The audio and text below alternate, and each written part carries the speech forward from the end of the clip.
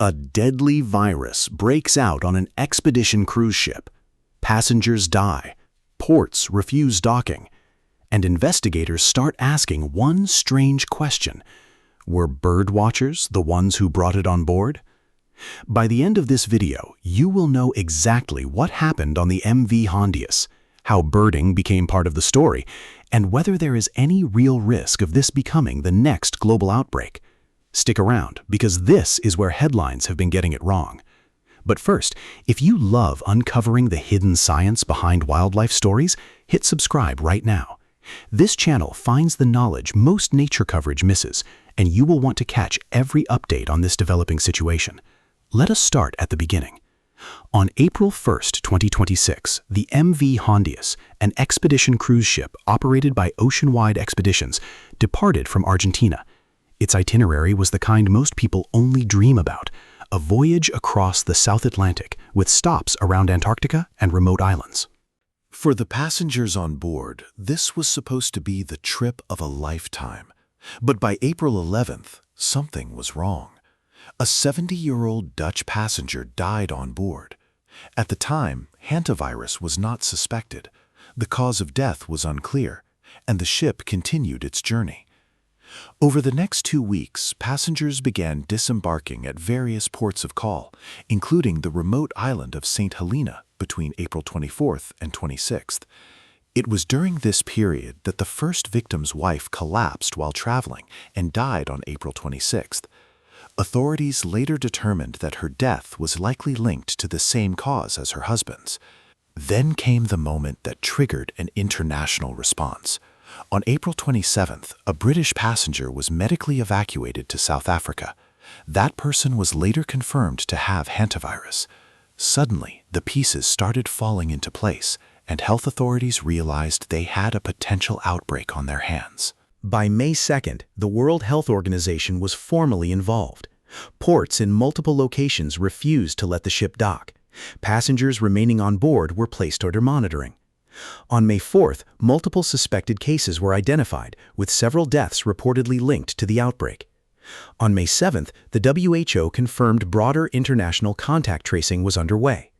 Authorities were now tracking not only cruise passengers, but airline passengers and anyone else who may have had close contact with those on board. The investigation spanned multiple countries. As of the latest reporting, there are 5 lab-confirmed cases, roughly 8 total suspected or linked cases, and 3 deaths connected to this outbreak. And here is the sobering reality. There is no specific cure for hantavirus. Severe cases can carry a mortality rate of 30 to 40% depending on the strain. Supportive medical care, especially early intervention before respiratory failure develops, can significantly improve outcomes. But this is a brutal virus to contract, and the tragedy unfolding for the families involved cannot be overstated. Now, here is where birding enters the story, and this is where most coverage has been dangerously misleading. Investigators are reportedly exploring whether the outbreak may have originated from a Dutch couple who went on a bird-watching-related excursion. During that outing, they visited a landfill area in Argentina, a location where infected rodents could have been present. That couple is believed to be the man who first died on the ship and his wife who later died while traveling. Landfills attract birds. This is a well-known fact among birders. Species like gulls, vultures, blackbirds, ravens, and even certain raptors scavenge at these sites. So when birdwatchers go to landfills, they're there for the birds, not the trash. But here is the critical distinction that many news headlines have blurred. Birding itself did not cause this outbreak. The potential exposure came from being in an area where infected rodents were present. The birds were just the reason the birders were there.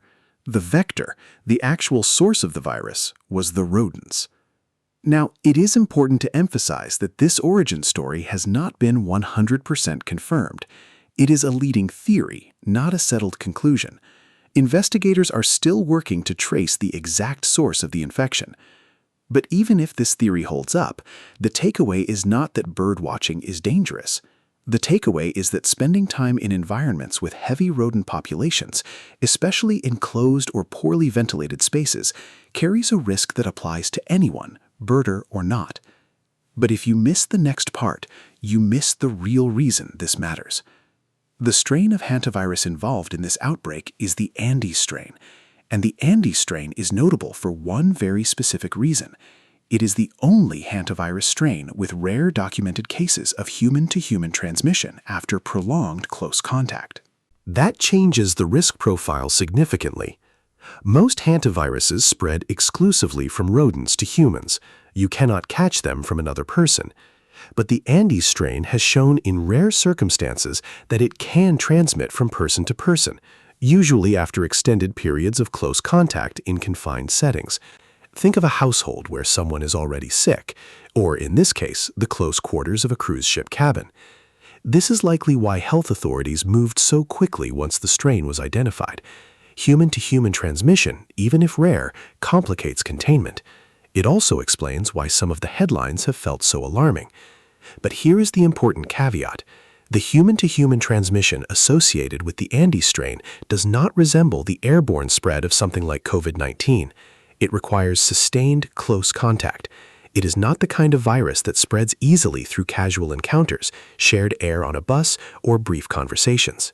So the likelihood of this becoming the next pandemic is, at least for now, considered low by health authorities, including the World Health Organization. Now, I do remember hearing a lot of reassurances like that before the actual COVID-19 pandemic, and I'm sure many of you do too. Skepticism is understandable. But the difference here is that the transmission characteristics of hantavirus are well understood. This is not a novel virus. It has been studied for decades. The Andes strain has been observed, documented, and tracked. The mechanisms of its spread are known. That does not mean we should be complacent, but it does mean the situation is more predictable than something emerging for the first time. So what does this mean for birders specifically? The honest answer is not much more than it means for anyone else. The risk is not in the act of watching birds. The risk is in the environments where you might encounter rodents. If you are birding in open fields, forests, wetlands, or parks, your risk is essentially negligible. The vast majority of hantavirus infections occur in enclosed or poorly ventilated spaces. Cabins, sheds, barns, storage buildings, and similar structures where rodent droppings and urine can accumulate and become airborne as dust. For birders, the situations we're thinking about are visits to landfills, abandoned buildings, remote research stations, or any location where rodent populations are visibly high. If you do find yourself in those environments, here are practical precautions. Avoid disturbing rodent droppings or nesting material. Do not sweep or kick up dust, as that aerosolizes particles. If you must be in a confined space with signs of rodent activity, wear an N95-style mask to reduce inhalation risk. Wash your hands thoroughly after being in the field, and never handle live or dead rodents without appropriate protection. These are common-sense precautions that apply far beyond birding. One more detail worth understanding: the timeline of infection. Hantavirus does not cause symptoms immediately. The incubation period typically ranges from 1 to 5 weeks, which explains why the first passenger died on April 11th, but the connection to hantavirus was not made until late April. By the time symptoms appear, exposure may have happened weeks earlier. This delayed recognition is exactly how outbreaks can slip past detection until multiple people are already sick. In this case, the fact that authorities identified, confirmed, and began tracing within roughly 3 weeks of the first death is actually a reasonably fast response given the incubation delay. So where do things stand right now? The WHO has assessed the overall public health risk as low. Passengers are under monitoring, contact tracing is active across multiple countries, containment measures are in place. The situation is serious for those directly affected, devastatingly so, but the structural response is working as intended. The risk to the general public remains minimal. The headlines about birdwatchers causing a pandemic are misleading. The real story is about rodent exposure in a specific location, a rare strain of a known virus, and the tragic consequences that unfolded inside the confined environment of a cruise ship. If you found this breakdown valuable, hit subscribe now. On this channel, we go beyond the sensational headlines and give you the real science behind wildlife and nature stories.